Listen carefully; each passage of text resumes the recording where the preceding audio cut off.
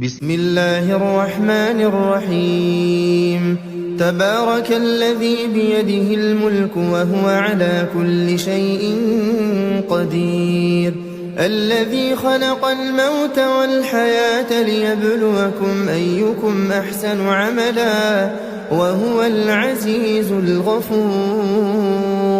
الذي خلق 7 سماوات طباقا ما ترى في خلق الرحمن من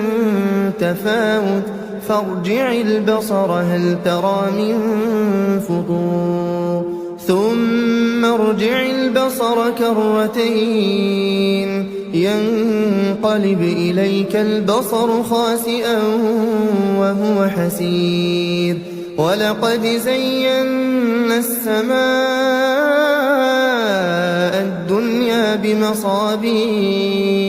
وجعلناها رجوما للشياطين وأعتدنا لهم عذاب السعير وللذين كفروا بربهم عذاب جهنم وبئس المصير إذا ألقوا فيها سمعوا لها شهيقا وهي تفور تكاد تميز من الغيظ كلما ألقي فيها فوج سألهم خزنتها ألم يأتكم نذير قالوا بلى قد جاءنا نذير فكذبنا وقلنا ما نزل الله من شيء إن أنتم إلا في ضلال كبير وقالوا لو كنا نسمع أو نعقل ما كنا في أصحاب السعير فاعترفوا بذنبهم فسحقا لأصحاب السعير إن الذين يخشون ربهم بالغيب لهم مغفرة وأجر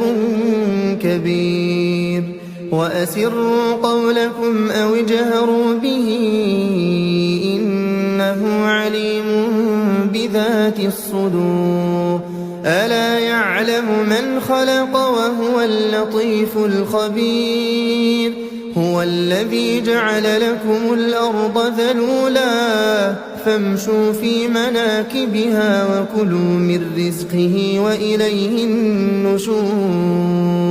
أأمنتم من في السماء أن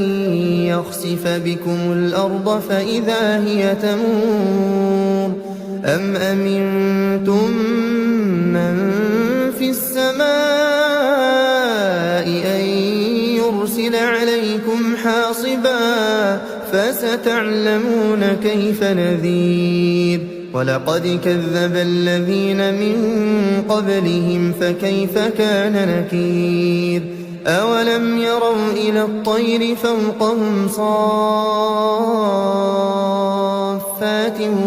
ويقبضن ما يمسكهن إلا الرحمن إنه بكل شيء بصير أمن هذا الذي هو جند لكم ينصركم من دون الرحمن إن الكافرون إلا في غرور أمن هذا الذي يرزقكم إن أمسك رزقه بل لجوا في عتو ونفور أفمن يمشي مكبا على وجهه أهدى أمن يمشي سويا على صراط مستقيم قل هو الذي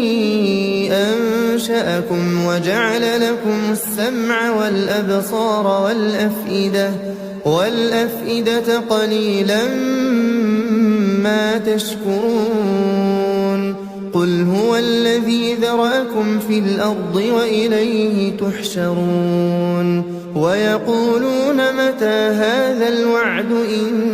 كنتم صادقين قل إنما العلم عند الله وإنما أنا نذير مبين فلما رأوه زلفة سيئت وجوه الذين كفروا وقيل هذا الذي كنتم به تدعون قل أرأيتم إن أهلكني الله ومن معي أو رحمنا فمن يجير الكافرين من عذاب أليم قل هو الرحمن آمنا به وعليه توكلنا فستعلمون من هو في ضلال مبين قل أرأيتم إن أصبح ماؤكم غورا فمن يأتيكم بماء